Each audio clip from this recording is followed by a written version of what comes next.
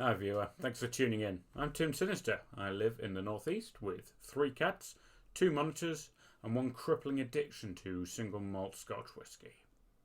But you're here for one reason, and that's the Blogging Goth. I've been writing for the Blogging Goth for about 10 years now. I cover media representations of the UK Goth subculture, as well as events in the Goth calendar. I've spoken to the media, TV and radio as a representative of Goth subculture, and I'm always shitposting on Maine as a mean Goth meme dealer extraordinaire. In my time, I've promoted a Goth night, I've played in Goth bands, and I've DJ'd. And right now, I've decided to bring the blog to YouTube to kind of share my ill-informed opinions with the rest of you. 2022 will see 10 years online for me as the Blogging Goth, and it started pretty much like the rest of them. We're kind of deep in that dark wash cycle of fashion writers proclaiming goth as a new in thing. The catwalk extravaganza. Only now it's gotten a little bit cheesier. We've got core after things. We've got goth core. We've got dystopia core. And I've torn a few of them apart on Twitter, and those have gone over really well, so thanks to you very much for liking and retweeting that. But it's not really a massive change. It's an attempt to kind of repackage goth as a sanitised, culturally acceptable, catwalk-friendly slice of rebellion. I'm sure, like a lot of you were frustrated with seeing people like Megan Fox held up as some kind of goth superstar in articles that rarely, if ever, mention the musical roots of this subculture. So expect me to be talking a lot about that as we go along, kind of how media represents goth and how a lot of it gets repurposed to sell something to you that you could make for yourself, or, as a lot of people have pointed out to me on social media, can pick up for knockdown prices once this current fad has passed.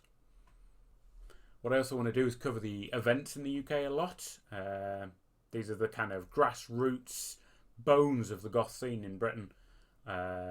Getting along to gigs, club nights, that kind of thing. And I really want to shout out first to my first event of 2022 when I went down to Carpe Noctem in Leeds, home of UK Goth, and I caught the awesome Sisters of Murphy tribute to the Sisters of Mercy.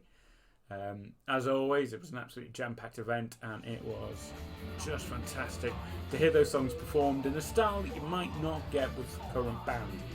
We'll touch on the Sisters of Mercy kind of as this YouTube series develops. They are my favourite band, and I know a lot of people have a conventional approach to tribute acts, and we'll get into that. We'll discuss what you feel about tributes to your favourite bands. I think there's a legitimate criticism to be made about a band that's not creating new music and is only playing kind of old classics. It's a legitimate criticism of goth that it's slow to embrace new things, new sounds, new music. But in terms of just a really indulgent, really enjoyable night out, the Sisters of Murphy blew the roof off the place, and we had a brilliant time.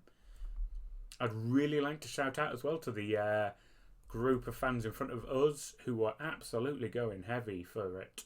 They were wearing customised leathers with the Sisters logo, flawless makeup, enormous hair. These guys had stepped straight out of the 80s.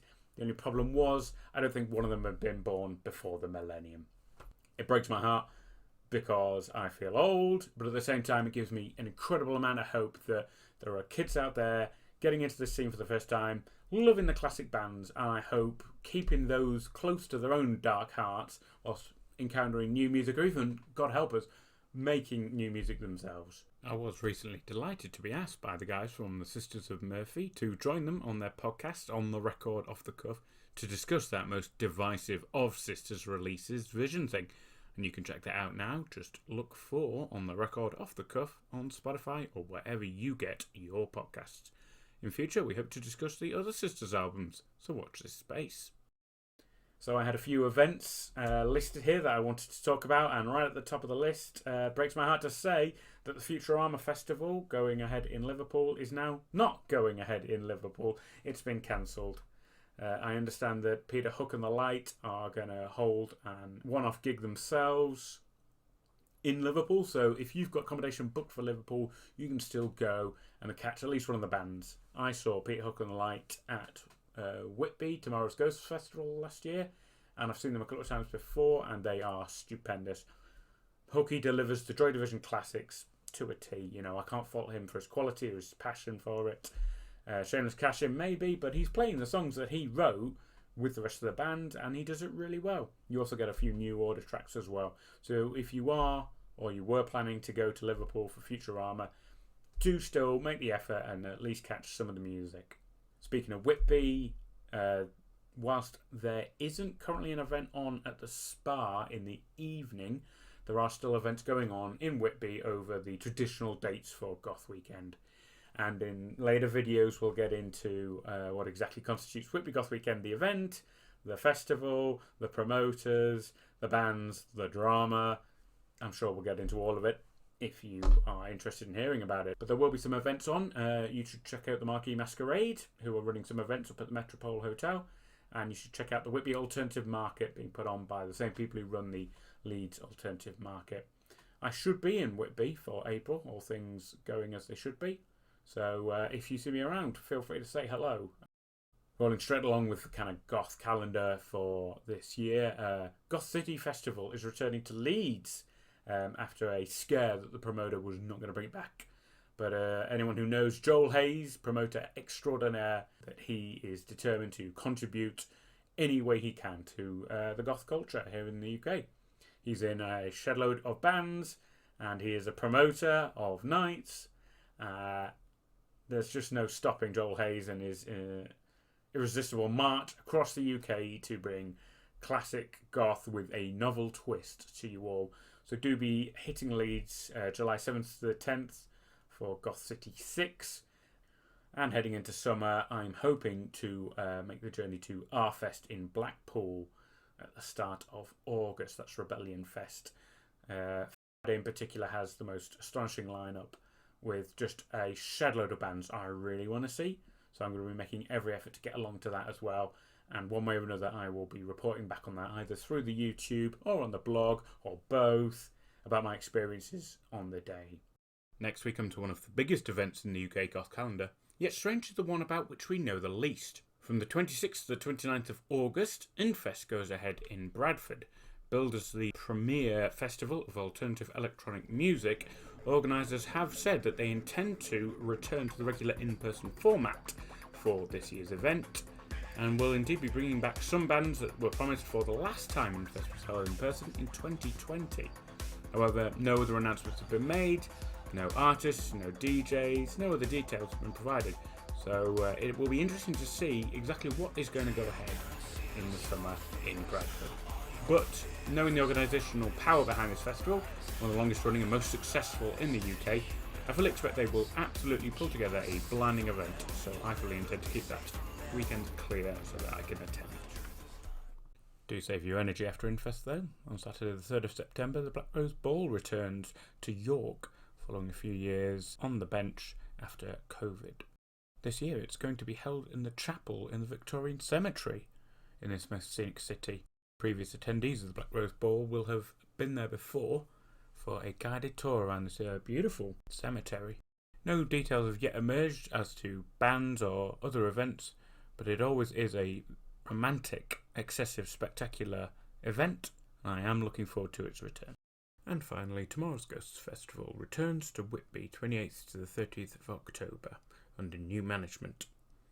There are familiar headliners, Phil's the Nephilim, alongside Mark Arman's band The Loveless, performing an array of alternative covers. The roster then comprises of a collection of new and classic goth-friendly acts, and is sure to be a popular draw for this most familiar goth event. So now we're moving into what will be a lot more of my own content, and this is where I'm kind of looking out to you, really, the viewer, to help me kind of generate the content. This is really a question of what should we be covering in the future. Do you want to know what I think is the answer to the question, what is goth? Do you want to know what I personally am into? Do you want to get more reviews? Do let me know. What I also want to do is kind of promote a question and answer session where people just drop in a casual question and I can kind of share my own stream of consciousness opinion on whatever it is you've asked me about. So do let me know. All I ask is that, if you want to be considered, you consider supporting me via Patreon. That will help support the Blogging Goth online. Allow me to make more content, give me more time, more resources to make the kind of content you want to see, and also feel like you are contributing. I trained as a journalist, and I think I'm not a bad communicator, so I also want to talk about the UK Goth subculture and how it relates to wider culture. I want to kind of refute some of the misconceptions, misunderstandings. I want to correct journalists when they get it wrong. Really, I want to put across a positive message of a subculture that I've loved for years now, and I really want to support every creative aspect of it. I want to ensure that it gets a good, accurate representation in the media, in culture, and I want you to help me with that as well. So thanks very much for tuning in. I'm looking forward to ensuring a monthly output from the Blogging Goth on YouTube, and always point me towards the very latest memes, because they really keep me going. So thanks very much for checking me out. I've been Tim Sinister. This has been the Blogging Goth on YouTube, and I look forward to seeing you again. Take it easy.